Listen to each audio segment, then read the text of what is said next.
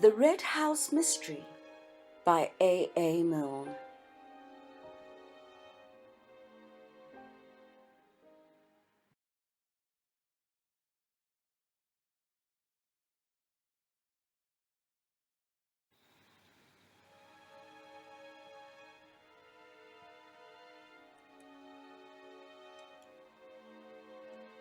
Chapter 19. The Inquest. The coroner, having made a few commonplace remarks as to the terrible nature of the tragedy which they had come to investigate that afternoon, proceeded to outline the case to the jury. Witnesses would be called to identify the deceased as Robert Ablett, the brother of the owner of the Red House, Mark Ablett. It would be shown that he was something of a ne'er-to-do-well, who had spent most of his life in Australia, and that he had announced in what might almost be called a threatening letter his intention of visiting his brother that afternoon. There would be evidence of his arrival, of his being shown into the scene of the tragedy, a room in the Red House, commonly called the office, and of his brother's entrance into that room. The jury would have to form their own opinion as to what happened there. But whatever happened, happened almost instantaneously. Within 2 minutes of Mark Ablett's entrance, as would be shown in the evidence, a shot was heard, and when, perhaps 5 minutes later, the room was forced open, the dead body of Robert Ablett was found stretched upon the floor. As regards Mark Ablett, nobody had seen him from the moment of his going into the room, but evidence would be called to show that he had had enough money on him at the time to take him to another part of the country, and that a man answering to his description had been observed on the platform of Stanton Station, apparently waiting to catch the 3:55 up train to London. As the jury would realize, such evidence of identity was not always reliable. Missing men had a way of being seen in a dozen different places at once. In any case, there was no doubt that for the moment, Mark Ablett had disappeared. "Seems a sound man," whispered Anthony to Bill. "Doesn't talk too much." Anthony did not expect to learn anything from the evidence.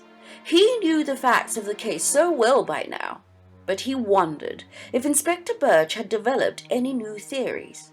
If so, they would appear in the coroner's examination, for the coroner would certainly have been coached by the police as to the important facts to be extracted from each witness. Bill was the first to be put through it.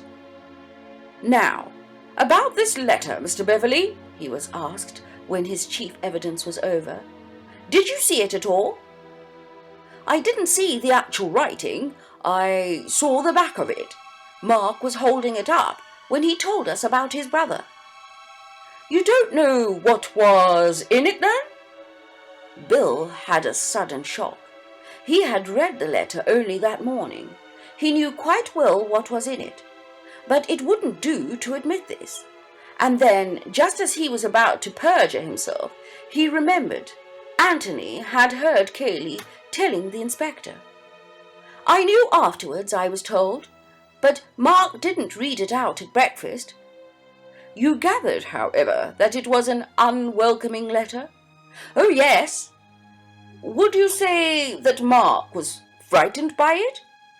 "Not frightened, sort of bitter and resigned. Sort of, 'Oh, Lord, here we go again.'" There was a twitter here and there. The coroner smiled and tried to pretend that he hadn't. "Thank you, Mr. Beverley." The next witness was summoned by the name of Andrew Amos, and Anthony looked up with interest, wondering who he was. "He lives at the Inner Lodge," whispered Bill to him. All that Amos had to say was that a stranger had passed by his lodge at a little before 3 that afternoon, and had spoken to him. He had seen the body and recognized it as the man. "What did he say?" "Is this right for the Red House?" or something like that, sir. "What did you say?" "I said, 'This is the Red House.'" "Who do you want to see?" He was a bit rough looking, you know, sir, and I didn't know what he was doing there." "Well?" "Well, sir, he said, 'Is Mr. Mark Ablett at home?' It doesn't sound much put like that, sir, but I didn't care about the way he said it. So I got in front of him like and said, 'What do you want, eh?' And he gave a sort of chuckle and said, 'I want to see my dear brother Mark.' Well then, I took a closer look at him, and I see that perhaps he might be his brother. So I said, 'If you'll follow the drive, sir, you'll come to the house. Of course I can't say if Mr. Ablett's at home.' And he gave a sort of nasty laugh again and said, 'Fine place Mr. Mark Ablett's got here. Plenty of money to spend, eh?' Well, then I had another look at him, sir, because gentlemen don't talk like that, and if he was Mr. Ablett's brother, but before I could make up my mind, he laughed and went on. That's all I can tell you, sir." Andrew Amos stepped down and moved away to the back of the room, nor did Anthony take his eyes off him until he was assured that Amos intended to remain there until the inquest was over. "Who's Amos talking to now?" he whispered to Bill. "Parsons, one of the gardeners. He's at the outside lodge on the Stanton Road. They're all here today, sort of holiday for them." "I wonder if he's giving evidence too," thought Anthony. He was. He followed Amos. He had been at work on the lawn in front of the house and had seen Robert Ablett arrive. He didn't hear the shot. Not to notice. He was a little hard of hearing. He had seen a gentleman arrive about 5 minutes after Mr. Robert. "Can you see him in court now?" asked the coroner. Parsons looked round slowly. Anthony caught his eye and smiled. "That's him," said Parsons, pointing. Everybody looked at Anthony. "That was about 5 minutes afterwards?" "About that, sir." "Did anybody come out of the house before this gentleman's arrival?" "No, sir. That is to say, I didn't see them." Stevens followed. She gave her evidence much as she had given it to the inspector. Nothing new was brought out by her examination. Then came Elsie.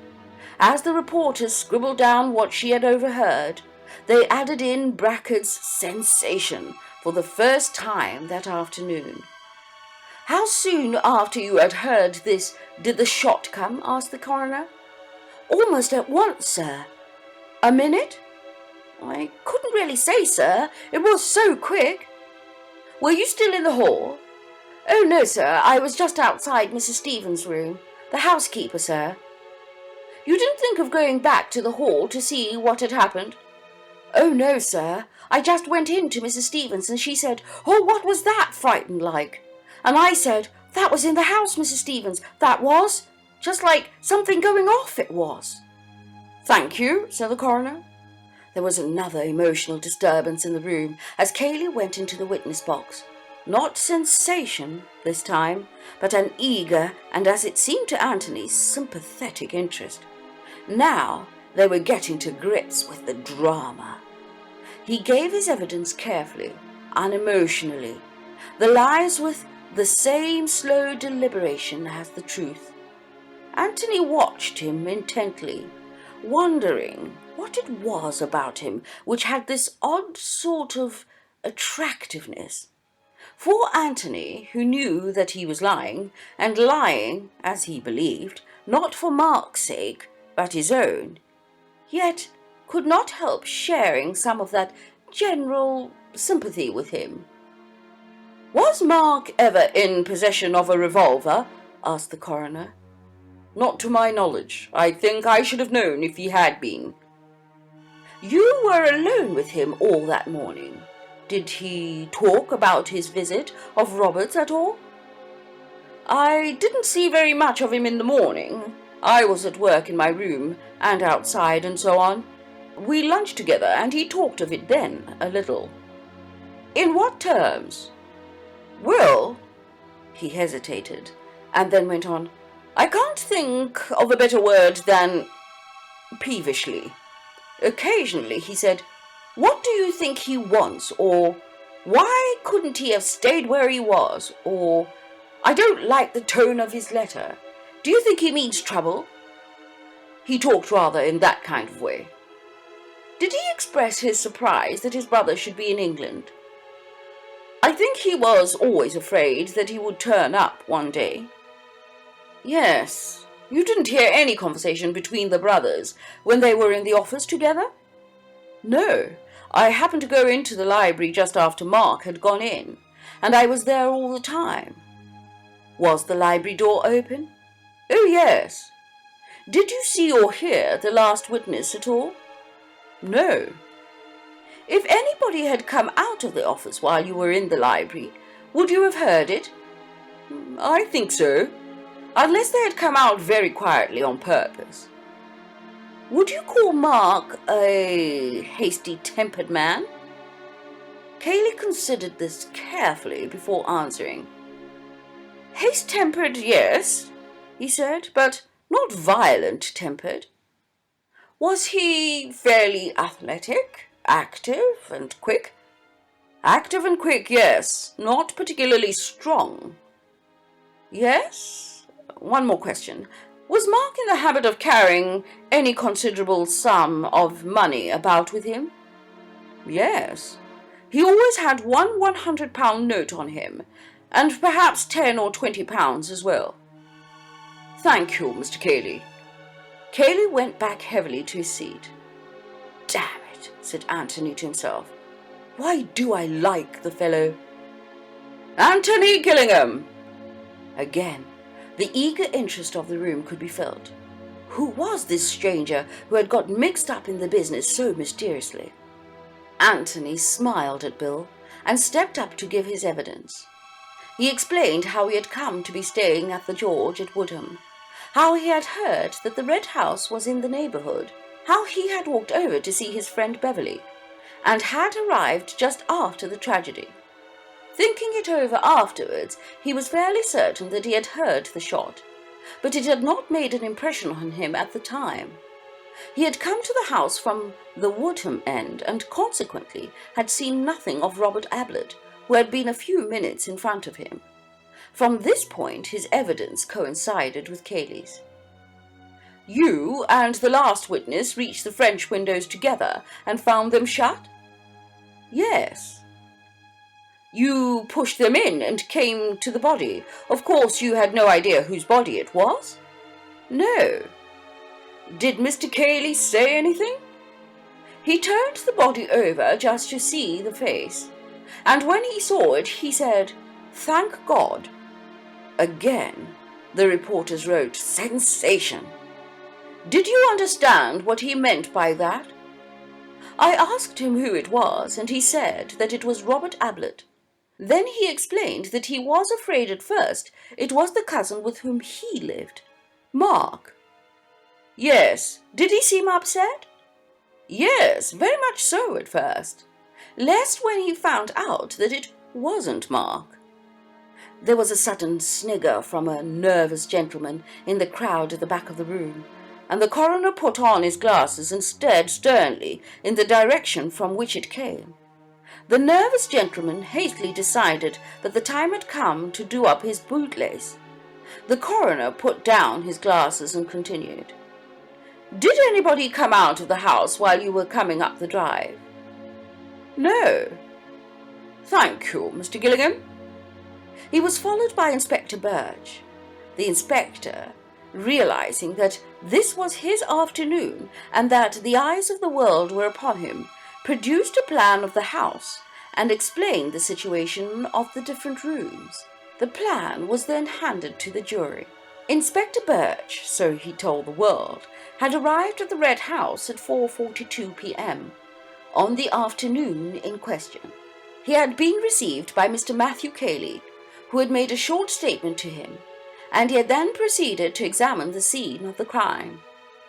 The French windows had been forced from outside. The door leading into the hall was locked. He had searched the room thoroughly and had found no trace of a key. In the bedroom leading out of the office, he had found an open window. There were no marks on the window, but it was a low one, and, as he had found from his experiment, quite easy to step out of it without touching it with the boots. A few yards outside the window, a shrubbery began. There were no recent footmarks outside the window, but the ground was in a very hard condition owing to the absence of rain. In the shrubbery, however, he found several twigs on the ground, recently broken off, together with other evidence that some body had been forcing its way through. He had questioned everybody connected with the estate, and none of them had been in the shrubbery recently. By forcing a way through the shrubbery, it was possible for a person to make a detour of the house and get to the Stanton end of the park without ever being in sight of the house itself. He had made inquiries about the deceased. Deceased had left for Australia some 15 years ago, owing to some financial trouble at home. Deceased was not well spoken of in the village from which he and his brother had come. Deceased and his brother had never been on good terms, and the fact that Mark Ablett had come into money had been a cause of great bitterness between them. It was shortly after this that Robert had left for Australia. He had made inquiries at Stanton Station. It had been market day at Stanton, and the station had been more full of arrivals than usual. Nobody had particularly noticed the arrival of Robert Ablett. There had been a good many passengers by the 2:10 train that afternoon, the train by which Robert had undoubtedly come from London. A witness, however, would state that he had noticed a man resembling Mark Ablett at the station at 3:53 p.m. that afternoon, and this man caught the 3:55 up train to town. There was a pond in the grounds of the Red House. He had dragged this, but without result. Anthony listened to him carelessly, thinking his own thoughts all the time. Medical evidence followed, but there was nothing to be got from that. He felt so close to the truth. At any moment something might give his brain the one little hint which it wanted. Inspector Birch was just pursuing the ordinary. Whatever else this case was, it was not ordinary. There was something uncanny about it. John Borden was giving evidence. He was on the up platform seeing a friend off by the 3:55 on Tuesday afternoon. He had noticed a man on the platform with coat collar turned up and a scarf around his chin. He had wondered why the man should do this on such a hot day. The man seemed to be trying to escape observation. Directly the train came in, he hurried into a carriage, and so on. "There's always a John Borden at every murder case," said Anthony to himself. "Have you ever seen Mark Ablett?" "Once or twice, sir." "Was it he?" "I never really got a good look at him, sir, what with his collar turned up and the scarf and all. But directly I heard of this sad affair, and that Mr. Ablett was missing, I said to Mrs. Borden, 'Now I wonder if that was Mr. Ablett I saw at station.' So then we talked it over and decided that I ought to come and tell Inspector Birch. It was just Mr. Ablett's height, sir." Anthony went on with his thoughts. The coroner was summing up. The jury, he said, had now heard all the evidence and would have to decide what would have happened in that room between the two brothers. How had the deceased met his death? The medical evidence would probably satisfy them that Robert Ablett had died from the effects of a bullet wound in the head. Who had fired the bullet? If Robert Ablett had fired it himself, no doubt they would bring in a verdict of suicide. But if this had been so, where was the revolver which had fired it? And what had become of Mark Ablett? If they disbelieved in this possibility of suicide, what remained? Accidental death, justifiable homicide, and murder. Could the deceased have been killed accidentally? It was possible, but then would Mark Ablett have run away? The evidence that he had run away from the scene of the crime was strong. His cousin had seen him go into the room. The servant Elsie Wood had heard him quarrelling with his brother in the room. The door had been locked from the inside, and there were signs that outside the open window someone had pushed his way very recently through the shrubbery. Who, if not Mark? They would have then to consider whether he would have run away if he had been guiltless of his brother's death. No doubt innocent people lost their heads sometimes. It was possible that if it were proved afterwards that Mark Ablett had shot his brother, it might also be proved that he was justified in doing so, and that when he ran away from his brother's corpse, he had really nothing to fear at the hands of the law. In this connection, he need hardly remind the jury that they were not the final tribunal, and that if they found Mark Ablett guilty of murder, it would not prejudice his trial in any way if and when he was apprehended. The jury could consider their verdict. They considered it. They announced that the deceased had died as a result of a bullet wound, and that the bullet had been fired by his brother Mark Ablett. Bill turned round to Anthony at his side, but Anthony was gone. Across the room he saw Andrew Amos and Parson going out of the door together, and Anthony was between them.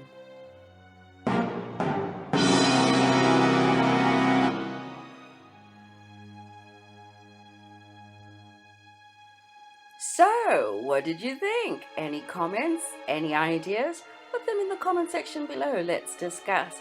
Let's see if you have any theories about the chapter you've just listened to. Thank you for watching, and please remember to like this video. Share this audiobook series with somebody that you know enjoys detective stories, and subscribe to our channel, our ever-growing Audiobooks TV family.